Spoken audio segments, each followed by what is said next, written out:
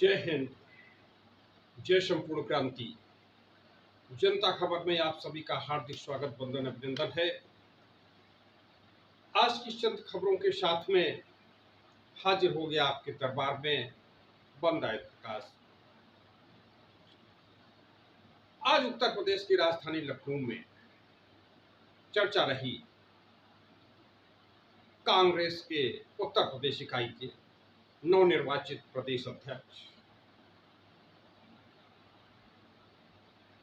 अजय राय के आगमन की। उनका आगमन हुआ, उस पर चर्चा रही। चर्चा इस बात को लेकर के रही, भीड़ भाड़ तो रही, तो भीड़ भाड़ हो जाती है। मालवीय में छोटा स्थान है, 2-4-5 हजार लोगों को 1000 आदमी आ गया, बम बम हो गया, गली पूरी भर गई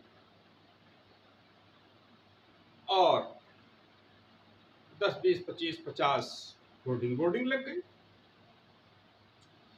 परंतु चर्चा वोट पर होती रही। वोट कैसे मिलेगा?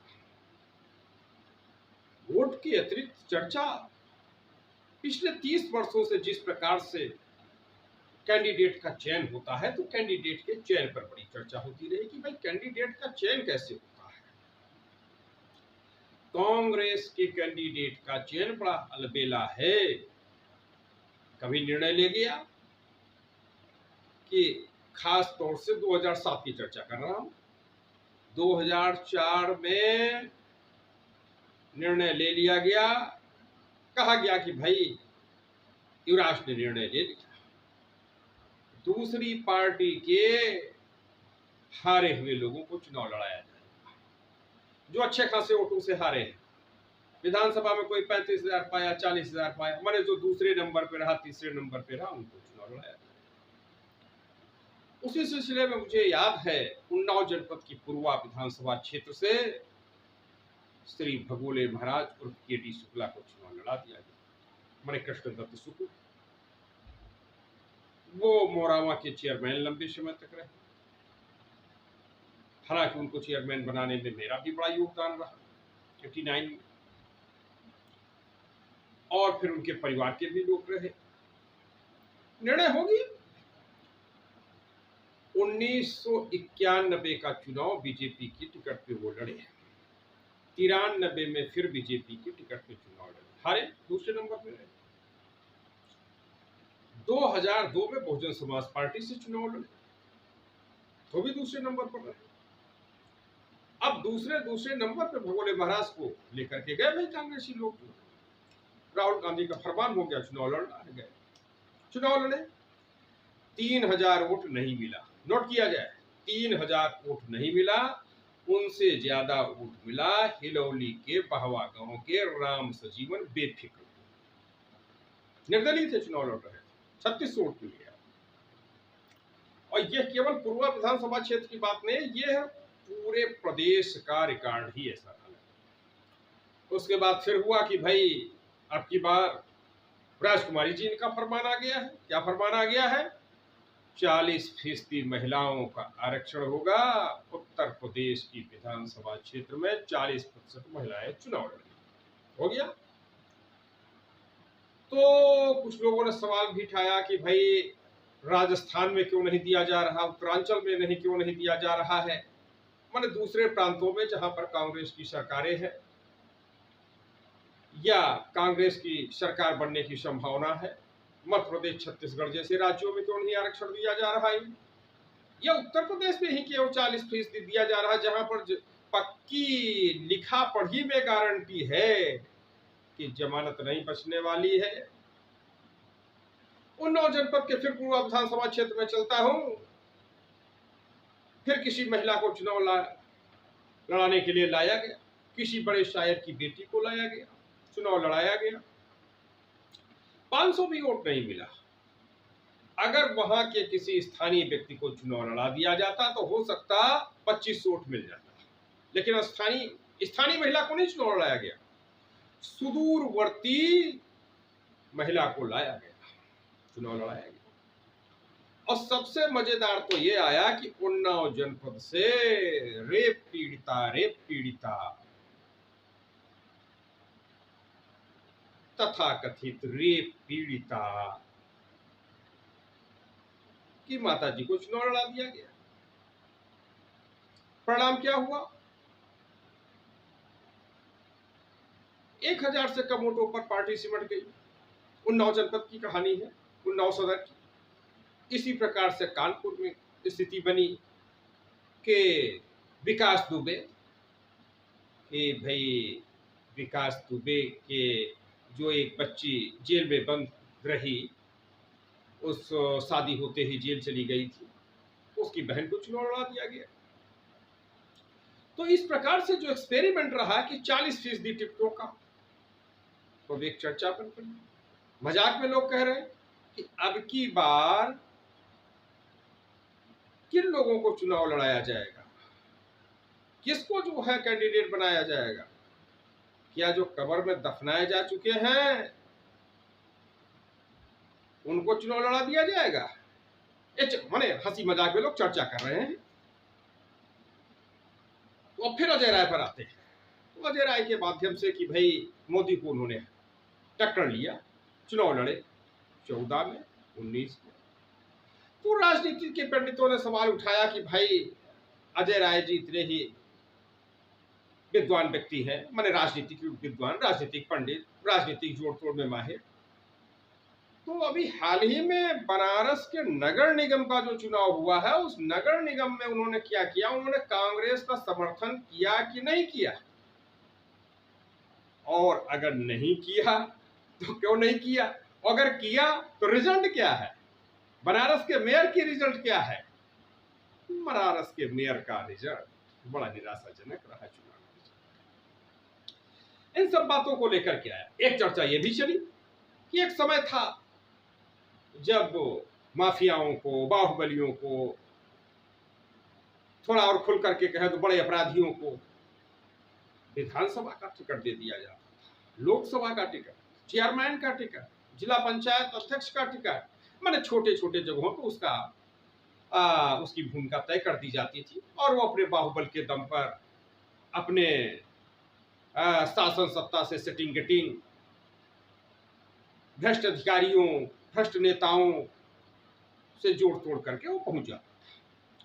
राजनीति के पंडितों ने चर्चा किया कि क्या उत्तर प्रदेश की राजनीति भी बाहुबलियों के द्वारा चलाई जाएगी, क्योंकि इससे पहले जनता दल यू के राष्ट्रीय अध्यक्ष ने जौनपुर से लोकसभा सांसद रह चुके, विधायक रह चुके धनंजय सिंह को भी राष्ट्रीय महासचिव बना दिया। लेकिन भूमिका लगभग 1 वर्ष बाद कितने सदस्य बन गए, कितनी पार्टी मजबूत हो गई, कितने सक्रिय सदस्य तैयार हो गए, जनता दल यू में कितने दूसरी पार्टी के लोग शामिल हो गए, ये सब बड़ा प्रश्न चिन्ह है। और यह प्रश्न अनुत्तरित है। जनता दल यूनाइटेड को क्या मिला धनंजय सिंह को राष्ट्रीय महासचिव बनाने से? ये चर्चाएं हो रही हैं लखनऊ से दिल्ली, पटना तक, सियासी गलियारों में। अब दूसरी चर्चा यह कि देखना होगा कि भाई लोकसभा में क्या मिलेगा अजय राय जी। आसपास विधानसभा क्षेत्र में केवल 2 प्रत्याशी जीते। प्रतापगढ़ से जो प्रमोद तिवारी जी की परंपरागत सीट है, उनकी बेटी वहां से जीती, और एक चुनाव महाराजगंज से जीत गए। तो अजय राय जी की वजह से कितनी सीट कांग्रेस जीती? राजनीति के विद्वान पंडित पूरा गणित लगा रहे हैं। तो अजय राय जी को लेकर के चर्चा रही, उनकी बिरादरी को लेकर के चर्चा रही कि भाई भूमिहार है, भूमिहार वोट कितना है उत्तर प्रदेश में, और फिर कितना ट्रांसफर करेंगे। और फिर भारतीय जनता पार्टी ने तो भूमिहार को जम्मू कश्मीर का राज्यपाल ही बना दिया। Lieutenant governor in chief Manoj Sinha Ghazipur से सांसद होते थे। और अब फिर किसी विद्वान ने कहा इतना ही नहीं भाई, वो शर्मा जी विद्युत विभाग के जो मंत्री बने हैं वो भी भूमिहार ही। तो फिर कहा, किसी ने कहा कि भाई सूर्य प्रताप शाही जी भी तो हैं, मैंने भूमिहार समाज के कई लोग बड़े बड़े पदों पर भारतीय जनता पार्टी में विराजमान हैं। तो इन परिस्थितियों में भूमिहार समाज कैसे आएगा? अलका राय जी हालांकि मोहम्मदाबाद से चुनाव हार गई थी, मोहम्मदाबाद से, गाजीपुर के कृष्णानंद राय की जो पत्नी थी। अब वो गुणागणित लग रहा है कि भाई अजय राय कैसे पार्टी को मजबूत करेंगे। उधर अनुसूचित जाति के लोग नाराज हैं कि अरे भाई किसी न किसी तरीके से लंबे वर्षों के बाद, महावीर प्रसाद के बाद, लगभग 33 वर्षों के बाद चुनाव में लाया गया। 90 का दशक वो था, 88 का जो है, तो 89 में चुनाव हारने के समय महावीर प्रसाद कांग्रेस के प्रदेश अध्यक्ष थे, वास्तव से सांसद भी होते थे, भारत सरकार में मंत्री भी रहे महावीर प्रसाद। उनके बाद तो ये 87-88 की बात है, ये 2023 आ गया। लगभग 35-36 वर्षों के बाद ब्रजलाल खाबरी, जालौन वाले ब्रजलाल खाबरी को प्रदेश अध्यक्ष बनाया गया। बड़े अल्प समय के लिए अनुसूचित जाति जनजाति में नाराजगी है, अन्य पिछड़े वर्ग में नाराजगी है कि बड़ी जल्दी हटा दिया गया ब्रजलाल खाबरी को। अरे कम से कम ये लोकसभा चुनाव तो देख लेते, उनकी मेहनत को देख लेते। और कुछ लोग अंदर खाने ये भी कहते हैं कि अल्पसंख्यकों में भी बड़ी नाराजगी है, कि उनकी लड़ाई एक अल्पसंख्यक चेहरे के साथ में है। तो इन परिस्थितियों में अल्पसंख्यक वर्ग कितना उनके साथ खड़ा होगा?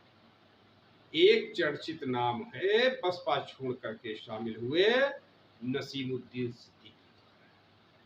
नसीमुद्दीन सिद्दीकी जी का नाम समाचार पत्रों में दिखाई नहीं दिया, तमाम लोग ढूंढते रहे। प्रमोद तिवारी तो बोले कि नसीमुद्दीन सिद्दीकी का नाम समाचार पत्रों में नहीं दिखाई दिया। तो यह भी सवाल है कि भाई अनुसूचित जात तो नाराज ही है, अन्य पिछड़ा वर्ग का कहीं कोई प्रतिनिधि दिखाई नहीं दे रहा है, उसको कांग्रेस के साथ जुड़ने का कोई मतलब नहीं है। अल्पसंख्यक चेहरा नसीमुद्दीन सिद्दीकी भी गायब, नहीं दिखाई दिया। और एक बड़ी मजेदार बात भाई कायस्थ समाज की ओर से आई।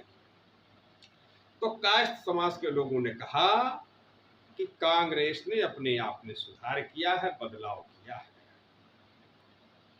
वो चाहे किसी अन्य विषय को लेकर के सुधार किया हो न किया, बदलाव किया हो न किया, लेकिन जो भारतीय जनता पार्टी की एक मन स्थिति बन गई है कि हम उत्तर प्रदेश से किसी भी कायस्थ को लोकसभा का टिकट नहीं देंगे, नहीं देंगे, नहीं देंगे।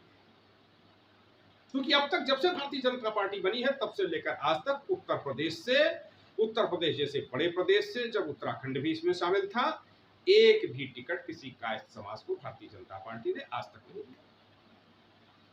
तो यह बात कांग्रेस ने भारतीय जनता पार्टी से सीखी, आत्मसात किया और उसने निर्णय लिया कि नहीं ठीक है भाई, अच्छी बात है, अब हम कायस्थ समाज को उत्तर प्रदेश से एक भी टिकट नहीं देंगे।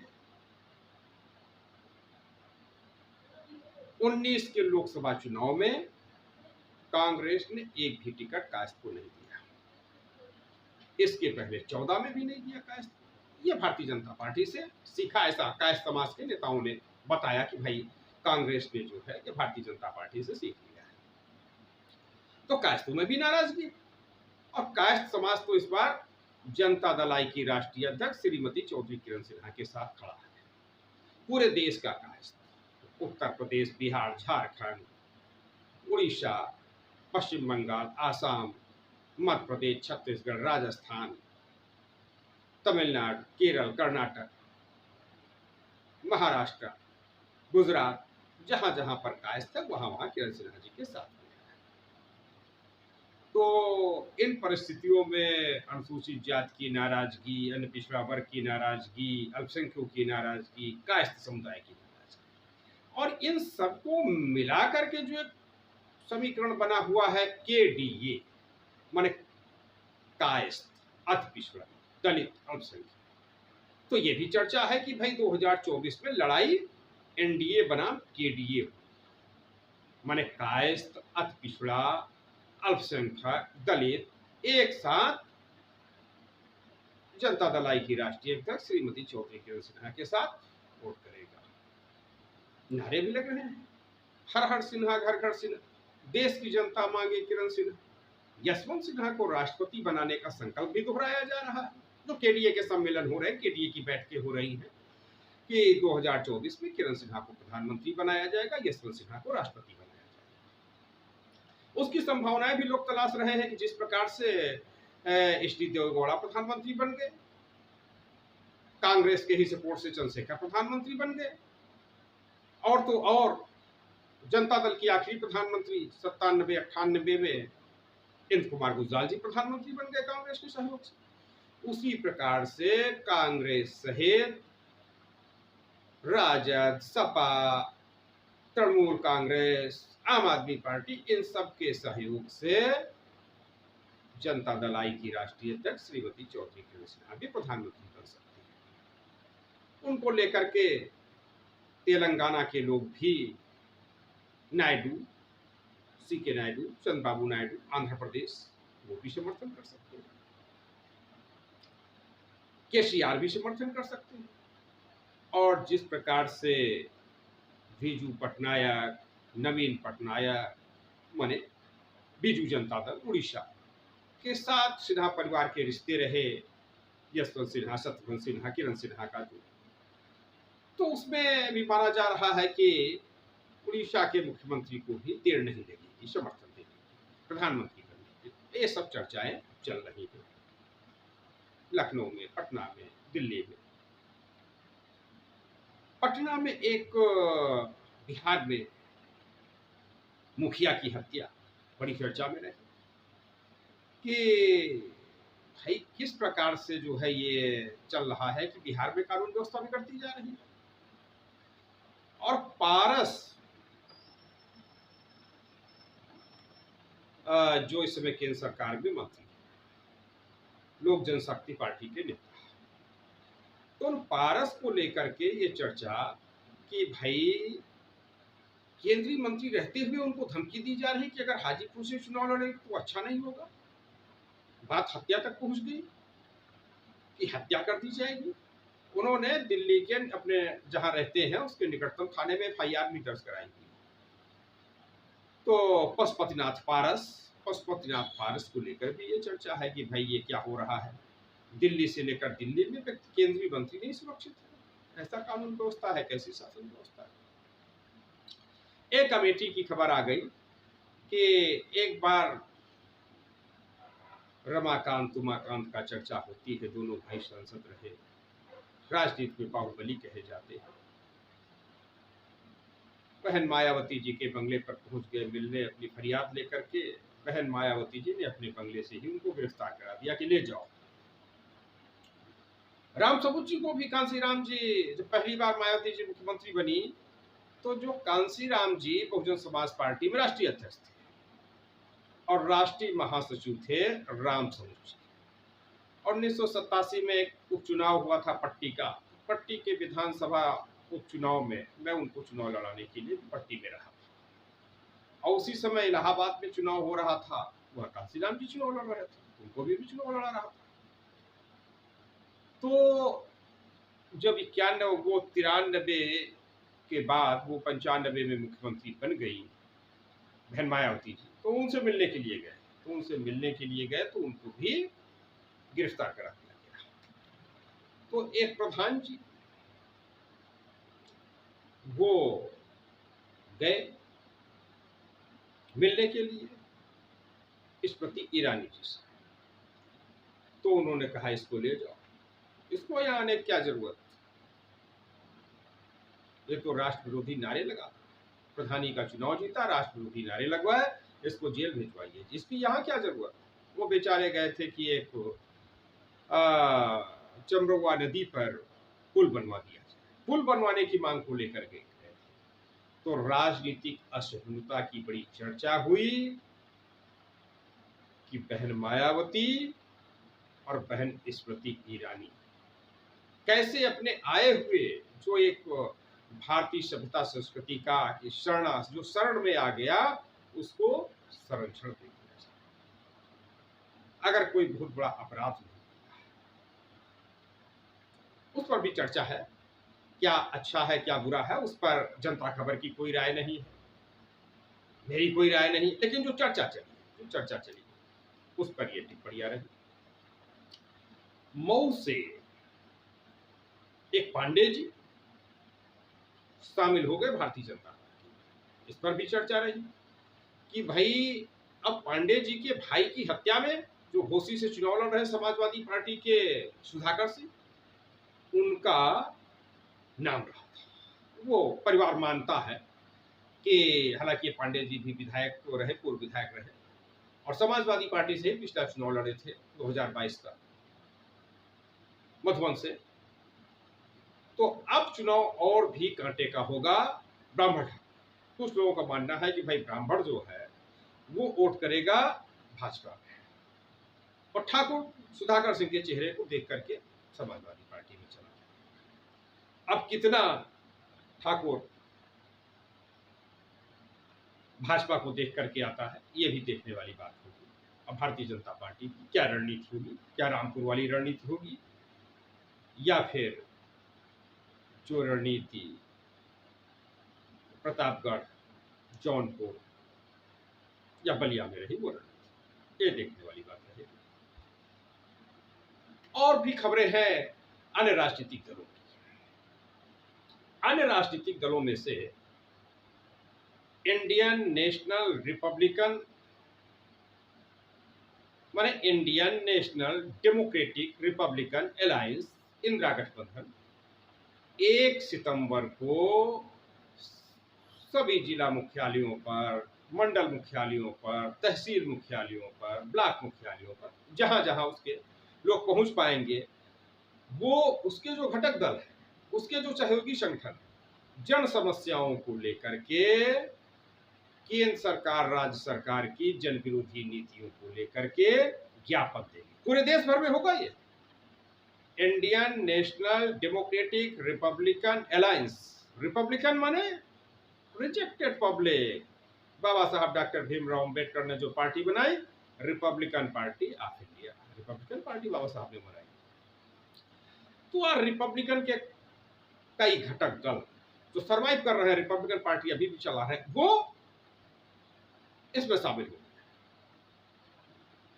Indian national democratic republican alliance में, और विभिन्न दल शामिल हुए, साथ साथ चल रहे हैं, लड़ाई लड़ रहे हैं। और मौलिक अधिकार पार्टी भी इसने मीटिंग बुलाई, वो भी 1 तारीख को पूरे देश भर में अपने जहां जहां उनके लोग हैं उनको ज्ञापन देगी। और राष्ट्रीय जन क्रांति समाजवादी पार्टी, उनकी पार्टी देगी, जनमानस पार्टी वो भी देगी, जनता दल इंद्र कुमार गुजराल वो भी देगी ज्ञापन। तो इस प्रकार से विभिन्न स्थानों पर ज्ञापन दिए जाएंगे 1 सितंबर। और 1 सितंबर को ही तैयारी बैठक है उन्नाव जनपद में, लखनऊ के निकट, जो 11 अक्टूबर को कार्यक्रम होने जा रहा है। 11 अक्टूबर 2023 को इको गार्डन लखनऊ में संपूर्ण क्रांति के जनक भारत रत्न लोकनायक जयप्रकाश नारायण की जयंती पर कार्यक्रम होगा, जिसमें देश भर के समाजवादी जुटेंगे। देश भर के समाजवादी, समतावादी, जो अंबेडकर लोहिया के समाजवाद में विश्वास रखते हैं, लोग बंधुराज नयन कर्पूरी ठाकुर के समाजवाद में विश्वास रखते हैं, वह सब लोग जो है जुटेंगे 8 अक्टूबर लोकनायक जयप्रकाश नारायण की पुण्यतिथि से जुड़ेंगे। और 12 अक्टूबर तक कार्यक्रम, 5 दिन का कार्यक्रम लखनऊ में रहेगा, और उसमें विचार विमर्श करते हुए एक समाजवादी धारा को मजबूत किया जाएगा। सुभाष लाल श्रीवास्तव, पूर्व विधायक देवरिया, कुबेर भंडारी, पूर्व विधायक देवरिया, ये सब बड़ी लॉबिंग कर रहे हैं, बड़ी तेजी के साथ काम कर रहे हैं, देश भर के समाजवादियों को जोड़ रहे हैं। चौधरी जयवीर सिंह बागपत, चौधरी चरण सिंह की धरती से, बड़ौत वाले चौधरी जयवीर सिंह, देश भर के समाजवादियों को एकजुट कर रहे हैं। इस प्रकार से बहुत से लोग हैं जो देश को एकजुट करने में लगे हुए हैं, सुभाष लाल देवरिया के विधायक और विजय लाल श्रीवास्तव, एडवोकेट विजय लाल श्रीवास्तव अम्बेडकर नगर, और जनता दल आई की राष्ट्रीय अध्यक्ष श्रीमती ज्योति कृष्ण तो प्रयास ही कर रहे हैं पूरे देश भर के जनता दल परिवार को एकजुट करने के लिए, प्रयास कर रहे हैं कि पूरे देश का जनता दल परिवार एकजुट। तो इस प्रकार की चर्चाएं चल रही हैं, आप सब देखते रहिए जनता खबर। और एक और घटनाक्रम आज हुआ, कार्यक्रम, वो कार्यक्रम हुआ जनता दल यू के कार्यालय पर, बीपी सिंह की जयंती मनाई गई और मधेपुरा में जनता दल एन कुमार गुजराल ने जयंती मनाई। तो इस प्रकार से एक बीपी मंडल को भी याद किया गया। बीपी मंडल को किस प्रकार से मंडल कमीशन का अध्यक्ष बनाया गया, उन परिस्थितियों पर चर्चा हुई कि राजनीतिक विद्वानों ने बताया कि लोकनायक जयप्रकाश नारायण की बड़ी भूमिका रही बीपी मंडल को बनवाने में। तो बीपी मंडल को बनवाने में दो लोगों की भूमिका है। एक प्रकरण आता है कि बिहार के मुख्यमंत्री रह चुके महामाया प्रसाद सिन्हा, और महामाया प्रसाद सिन्हा जी 77 में सांसद चुने गए पटना से। तो महामाया प्रसाद सिन्हा जी और बीपी मंडल जी, जयप्रकाश जी की तबीयत ठीक नहीं थी, जयप्रकाश जी से मिलने के लिए गए और वहां पर मोरारजी देसाई जी पहुंचे। तो मोरारजी देसाई जब पहुंचे तो जयप्रकाश जी ने कहा, तो जयप्रकाश महामाया प्रसाद सिन्हा और बिंदेश्वरी प्रसाद मंडल भी बिहार से कई बार सांसद रहे और 2 बार विधायक रहे, 4 बार सांसद रहे, 2 बार मुख्यमंत्री रहे। बिंदेश्वरी प्रसाद मंडल, उनको बीपी मंडल कहा जाता है, जिनके नाम पे ये दूसरा पिछड़ा वर्ग आयोग बना, बीपी मंडल। तो उनकी जयप्रकाश जी से चर्चा हुई कि काका कालेकर आयोग तो निष्प्रभावी हो गया, अन्य पिछड़े वर्ग को लाभ देने के लिए शिक्षा में, रोजगार में, उद्योग धंधों में, जमीनों में कैसे दिया जाए, ये सब बात हो चुकी थी। मोरारजी देसाई पहुंचे, जयप्रकाश जी ने कहा, अरे मोरारजी भाई कुछ कीजिए पिछड़ों के लिए, देखिए ना, इनको जो है जिम्मेदारी दीजिए, बीपी मंडल जी को तुरंत गठित कीजिए आयोग, पिछड़े वर्ग का आयोग, दूसरा पिछड़ा वर्ग बनाइए, आयोग बनाइए, इनको चेयरमैन बनाइए। भारत रत्न लोकनायक जयप्रकाश नारायण की अनुशंसा पर बाद में फिर विधिक कार्यवाही हुई, वो लिखा पढ़ी हुआ, सब पार्लियामेंट में आया, सब पूरा विधि विधान से हुआ, लेकिन इसकी सहमति, और सहमति ही नहीं, निर्देश कि बीपी मंडल, बिंदेश्वरी प्रसाद मंडल को दूसरे पिछड़ा वर्ग आयोग का चेयरमैन बनाया जाए, उनकी अध्यक्षता में काम आगे बढ़ाया जाए, ये भारत रत्न लोकनायक जयप्रकाश नारायण ने कहा और उसको मोरारजी देसाई ने माना। ये बात दबी रह गई क्योंकि लोकनायक जयप्रकाश नारायण की बिरादरी के लोग इस काबिल नहीं है कि वो ये बात बता सके, और जो भारत में जातिवाद चल रहा है उसमें दूसरे लोगों को फुर्सत नहीं है, वो अपनी बिरादरी को बताएंगे कि दूसरे की बिरादरी को बताएंगे। जैसे